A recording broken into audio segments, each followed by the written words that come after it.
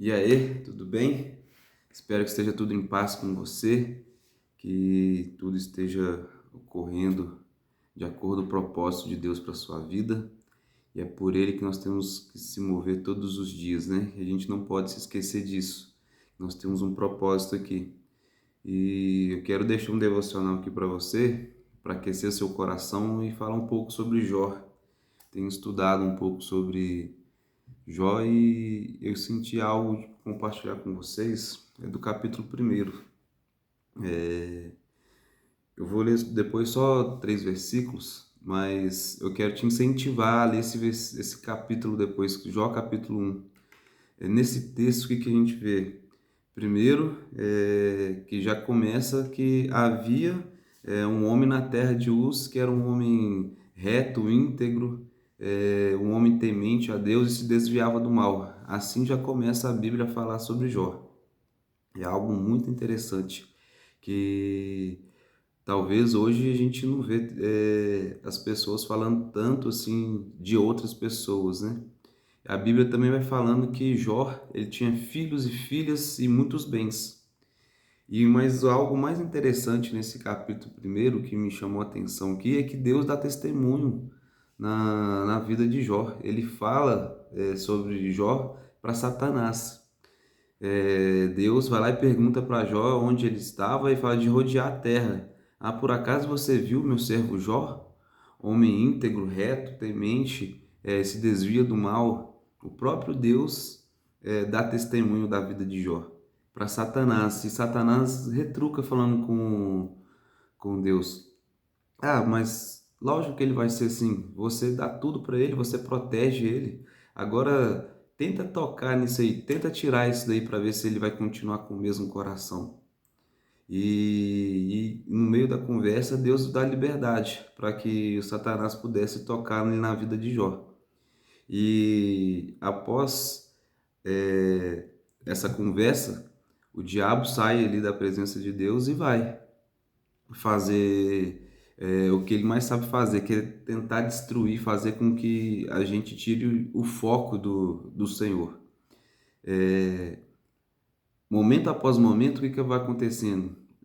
Vai chegando pessoas falando que está acontecendo alguma desgraça na vida dele.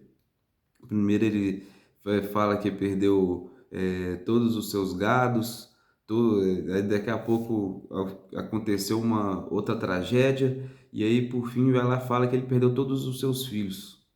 E Jó naquele instante, o que acontece? Ele faz assim, no versículo 21 de 20 a 22, diz assim, ó: então Jó se levantou, rasgou seu manto, raspou a cabeça, lançando-lhe em terra, adorou. E disse: No saí do ventre da minha mãe e no retornarei para lá. O Senhor deu e o Senhor tirou. Bendito seja o nome do Senhor. Em tudo, em tudo isso, Jó não pecou nem atribuiu falta alguma a Deus. Isso aqui, para mim, é um ensinamento tremendo. É algo que não dá para a gente tentar mensurar na nossa cabeça. O cara perde todas as coisas que ele tinha, o cara era rico, perde filhos, coisas que a gente talvez nos nossos dias não tenha perdido nada semelhante ao que Jó perdeu ali. Mas qual que é a resposta de Jó em cima disso? Ele vai lá, pega tudo aquilo que ele está vivendo e não atribuiu nada do que ele estava vivendo ao Criador. Ele pegou ali e falou assim: Deus me deu e ele também pode tirar. E ele não reclamou, não saiu murmurando: ah, por que que Deus fez isso comigo? Eu não acredito, eu não merecia passar por isso. Ah, olha só, minha vida está tão injusta, eu estou deixando de viver isso porque deu tudo errado. E no nosso dia a dia, às vezes a gente tem uma perda pequena comparada ao que Jó teve. A primeira passo que a gente tem é murmurar, é reclamar de tudo. Parece que se algo sai do nosso controle, então parece que acabou o mundo. Agora Deus não me ama mais, Deus se esqueceu de mim, Deus não cuida de mim. É, você não sabe de nada. Lá no final da vida, lá no meio do livro de Jó, Deus faz uma pergunta para Jó, tipo assim, onde você estava quando eu criei todas as coisas? Quando eu criei os céus e a terra, onde você estava? E a gente quer colocar como se Deus tivesse que fazer as coisas da maneira que a gente quer, no momento que a gente quer, como se Deus fosse um gênio da lâmpada. Eu vou esfregar essa lâmpada aqui, vai vir, vou realizar 3 desejos e pronto. Não, não é dessa forma que as coisas acontecem. A gente tem que entender que nós temos um propósito, a gente não pode se esquecer disso. E aquilo que a gente vive hoje é para refletir a glória de Deus através da nossa vida. Talvez a gente não entenda hoje por que a gente está passando por determinada coisa, por determinado dilema da nossa vida, mas a gente está passando ali. E a forma que nós vamos reagir àquilo que nós temos passado vai dizer muito daquilo que nós vamos viver lá no futuro. Se eu só reclamo, se eu só vejo o que está acontecendo de ruim, infelizmente eu não vou conseguir cumprir o meu propósito, fazer aquilo que Deus dá, a resposta que Deus deseja.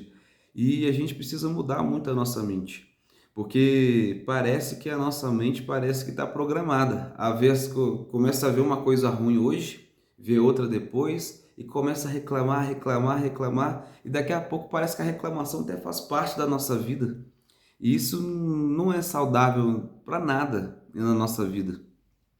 Eu quero te chamar hoje nesse instante a pensar como que você tem agido, como você tem se portado diante dos dilemas que têm acontecido com você. Porque o nosso convite aqui, para nessa manhã, o meu convite para você é o quê? É tentar agir de acordo com o Jó agiu. É difícil, eu sei que é difícil. Na hora do calor da emoção ali, dá vontade de excomungar todos e falar: para que eu estou querendo viver isso? Para que eu vou dar graças a Deus? Olha só, dando tudo errado. Parece que vai acontecendo uma coisa errada atrás da outra e aí a gente vai se perdendo atrás da reclamação. E esquece que nós não temos controle sobre nada. A única coisa que a gente tem o controle agora, nesse instante, é se eu vou reclamar ou não. Agora, e você? O que você vai fazer a partir de agora? Você vai viver reclamando da mesma forma? É, e quando a gente reclama, a gente pode atrasar aquilo que Deus tem para a nossa vida. Não sei se você se lembra da história lá do povo de Israel. Era para ele ter feito uma caminhada de 40 dias até a terra prometida, mas a murmuração, a reclamação fez com que aquele processo demorasse 40 anos. E a gente não entende, às vezes, que o poder que essas palavras negativas têm. Agora, também a gente tem que entender que a adoração tem um poder muito grande nisso aí tudo. Talvez não vai ser no tempo que você quer, mas vai ser o tempo oportuno para que as bênçãos de Deus, o fruto do Espírito comece a fluir na sua vida.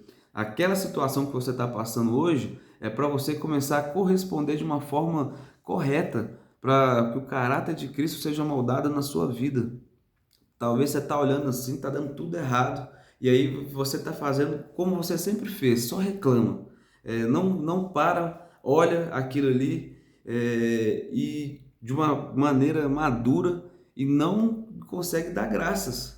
Se você continuar com esse comportamento o resto da sua vida, é essa vida que você vai ter o resto. Pode se acostumar que vai ser isso aí que você vai viver o resto da sua vida. Mas muda de verdade. Começa a dar graças a Deus.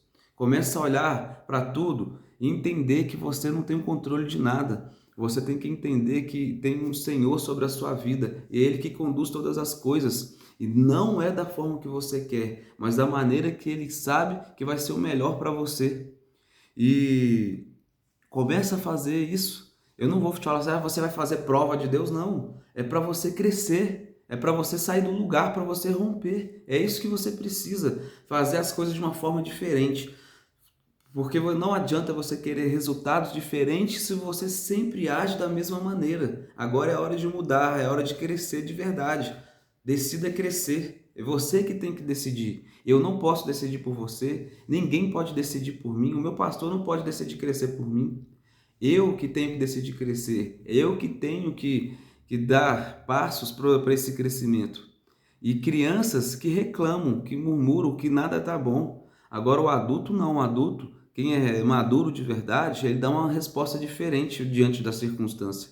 Ele vai olhar aquela circunstância, ele vai entender o que aconteceu, talvez se foi algo que ele fez, ou se é algo, algum dilema mesmo para o crescimento dele, e ele vai dar graças a Deus por aquilo ali. A Bíblia diz, agora eu não lembro o versículo onde está escrito, mas em tudo dai graças. Em tudo. Não é só no momento bom, não. Na hora que os momentos ruins te alcançarem, dê graças a Deus, porque isso aí vai formar você em um caráter aprovado.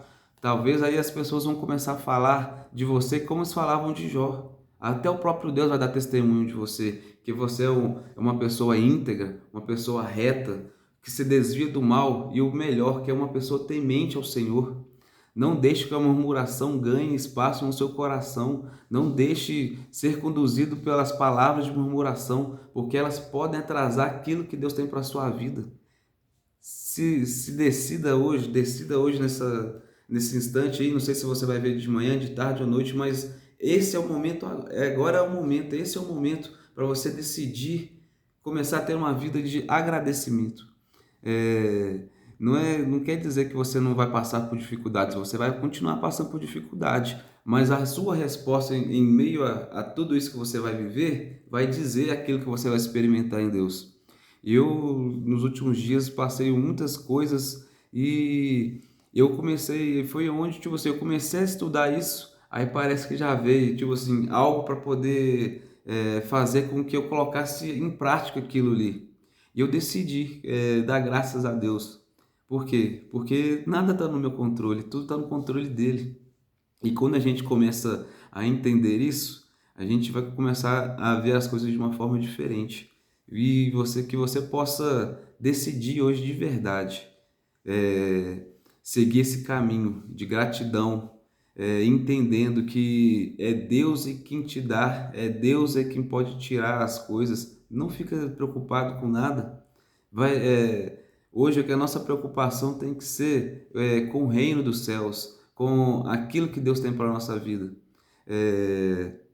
Aquilo que nós temos buscado vai mostrar de verdade aquilo que nós almejamos lá no futuro.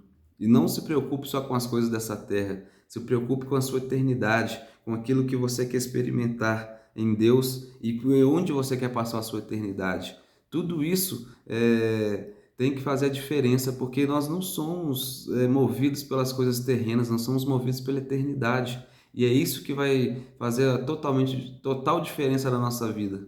E que você possa descansar o seu coração e entregar de verdade todas as coisas a Deus. E que os seus passos sejam todos conduzidos para Ele segundo o propósito dele para a sua vida. E que mesmo em meio à dificuldade, você encontre um coração grato, um coração íntegro, um coração que não é murmurador, mas um coração cheio de graça, de favor, um coração quebrantado e que olha para as coisas de uma forma que você não merecia nada, mas Deus resolveu te abençoar. E aquilo ali que você está experimentando é uma dádiva de Deus para a sua vida. E que você decida crescer. Não seja mais menino na fé. Que os meninos na fé reclamam, mas os maduros na fé, eles agradecem a Deus por todas as coisas. Essa é a palavra que eu queria deixar para você. Permaneça abençoado e que se essa palavra tocou o seu coração, que você possa compartilhar com outras pessoas, que você também possa deixar uma curtida aí, que também eu creio que essas mensagens vão tocar outras vidas e eu creio que isso que nós vamos viver aqui é só um começo. Deus tem muito mais para nós. Deus vai fazer muito mais através de nós. E é isso aí. Permaneça abençoado. Até mais.